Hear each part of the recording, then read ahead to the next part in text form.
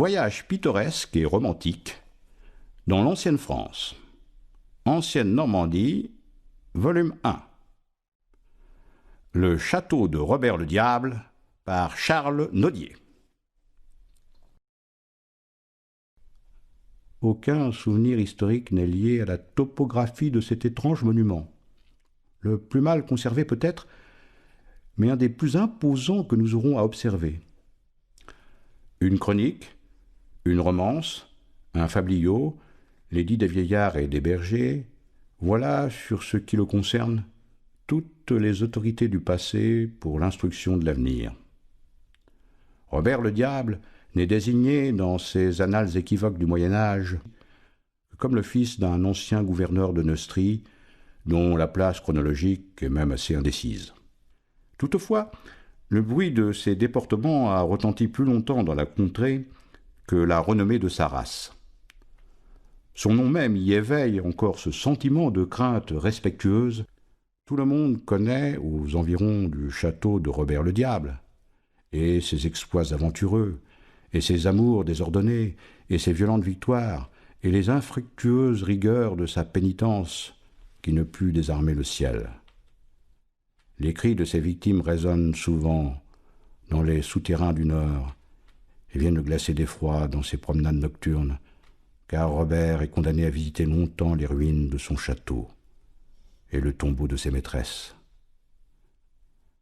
Quand les lunes d'automne balancent leurs rayons bleuâtres sur les hauteurs de la montagne, les font pleuvoir en traits mouvants à travers le feuillage plus rare des noisetiers, ou les étendent en nappes ondoyantes sur la mousse aux soies argentées, tout à coup, au bruit éloigné de la Seine qui pousse un long gémissement suivi d'un long silence, au souffle des brises qui murmurent dans les feuilles sèches, au cri des arbres morts qui se rompent, un loup apparaît sur le coteau, dans un sentier qui n'est pratiqué que de lui.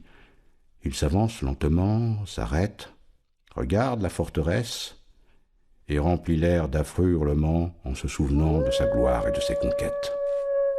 C'est toujours dans l'endroit le plus évident qu'il vient se placer. Mais il n'y a jamais été surpris par le chasseur. En vain, les habitants des hameaux voisins ont multiplié sur la porte de leur maison, comme autant de trophées, les dépouilles encore formidables des loups de la forêt. Le loup, qui est animé par l'esprit de Robert, subit, malgré toutes leurs embûches, sa malheureuse immortalité. On le reconnaît à son poil blanchi par l'âge, à l'attention douloureuse avec laquelle il regarde ses anciens domaines, et à sa voix plaintive qui ressemble à une voix d'homme.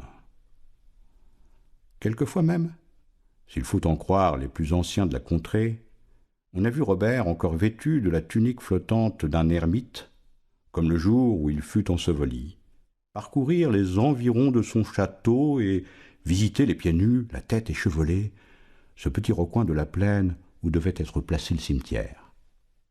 Quelquefois, un pâtre égaré dans le taillis voisin, à la recherche de ses troupeaux dispersés par un orage du soir, a été frappé de l'aspect redoutable du fantôme, qui errait à la lueur des éclairs au milieu de ses fosses.